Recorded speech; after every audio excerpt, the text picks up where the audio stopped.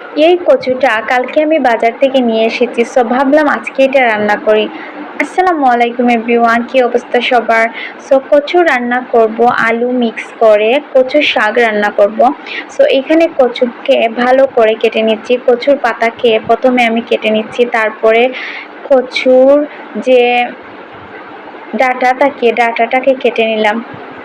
তারপরে কচু শাককে আমি পানিতে ভিজিয়ে রাখবো। পানিতে কতক্ষণ ভিজিয়ে রাখার পরে তারপরে এইটা আমি রান্না করব। সো এইখানে আমার কাটা অলরেডি হয়ে গেছে। সো এখানে আম্মু আলু কেটে নিচ্ছেন। আলুকে ছোট ছোট করে কেটে নেবেন। কচু শাকের মধ্যে যদি আলু মিক্স করে রান্না করা যায় তাহলে খেতে অনেক বেশি ভালো লাগে।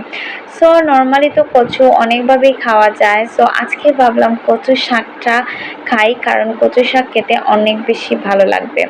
আর এখানে কচুকে ধুয়ে রেখে দিয়েছি, আর কচু রান্না করব ডাল মিক্স করে, ডাল রেখে দিয়েছি। আর এখানে আলু কাটাও হয়ে গেছে, পেঁয়াজও কেটে নিয়েছি। আর কচুকে প্রথমে সিদ্ধ দিয়ে দিব একটু পরিমাণে লবণ দিয়ে। সো এখানে কড়াইয়ের মধ্যে কচুকে ভালো করে দিয়ে দেওয়া হচ্ছে, তারপরে এর মধ্যে ডাল মিক্স করা হচ্ছে। সো ডাল কচু মিক্স করার পর এখানে আম্মু আলু দিয়ে দিলেন, সাথে আস্ত কয়েকটা পেঁয়াজও দিয়ে দিলেন। তারপর সব কিছু ভালো করে মাখিয়ে অল্প পরিমাণে লবণ দিয়ে তারপরে এটাকে সিদ্ধ করতে বসিয়ে দিবেন।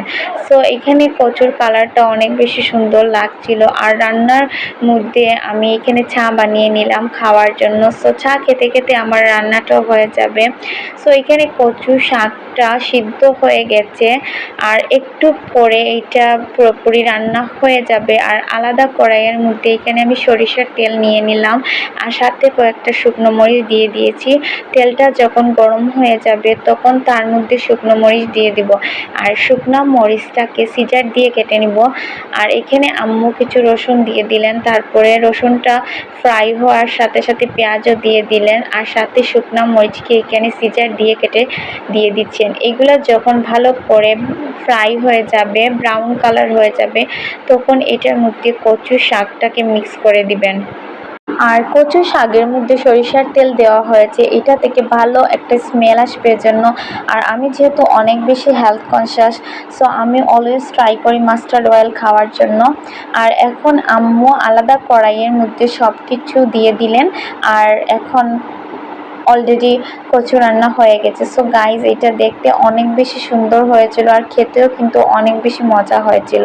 আর তারপরে এখানে আম্মু ডাল রান্না করছেন, যেটা আলু আর টমেটো মিক্স করে। সো ডালের সব মশলা দিয়ে দিচ্ছেন, একটু পরে ডাল রান্না হয়ে যাবে। আর এদিকে আমি রাইসটাও রাইস কুকারের মধ্যে বসিয়ে দিয়েছি। সো গাইজ, আজকের ভিডিও এই পর্যন্ত। Bye bye and thanks for watching.